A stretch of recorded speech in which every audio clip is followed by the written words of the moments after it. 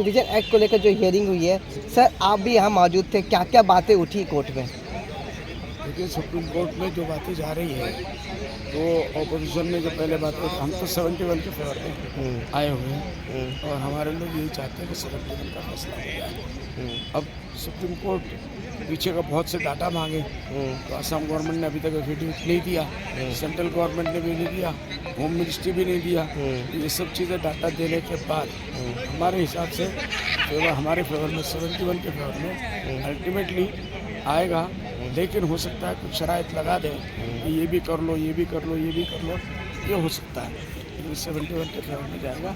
हमको supreme court से यही उम्मीद है। सुप्रीम कोर्ट सर आप आज आए हुए हैं, आज डे 3 हियरिंग है। नहीं, हम तो रोजाना सुन रहे हैं ना, पार्लियामेंट के लिए यहाँ बैठे हुए हैं। नहीं, सुप्रीम कोर्ट में आज डे 3 हियरिंग हुई, आज तीसरे दिन थी हियरिंग की। आज शायद तो खत्म हो जाएगा। हाँ, तो क्या लग रहा है सर, सुप्रीम कोर्ट में जो हियरिंग हुई अब तक सुप्रीम कोर्ट का रुख क्या है, आपको कुछ लगा है सर? ऐसा तो रुख कुछ नहीं मालूम, लेकिन हमें उम्मीद है जो क्योंकि ऑपोजिशन ने जो डाटा दिए वो फैक्शन फिगर के साथ नहीं दे पाए, इसमें वो नाकाम रहे।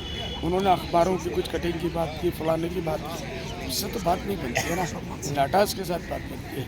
उनको फ़ौरन अपना इन्फॉर्मेशन जो है वो एक्यूरेट देना चाहिए था, वो नहीं हुआ। सुनी सनाई बात है, फलाने नहीं है कहा, फलाने ने पेपर में फला दिया है, फला, ये तो डाटा नहीं है ना, डॉक्यूमेंट्स के ऊपर बात करनी पड़ेगी, उसमें वो लोग नाकाम रहे। इसलिए हमें पूरी उम्मीद है कि 71 के फेवर में ही ये फैसला आएगा।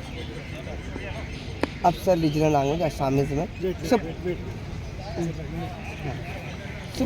सुप्रीम कोर्ट में जो हियरिंग हुई है सर, असामीज लैंग्वेज में आप बता सकते हैं क्या?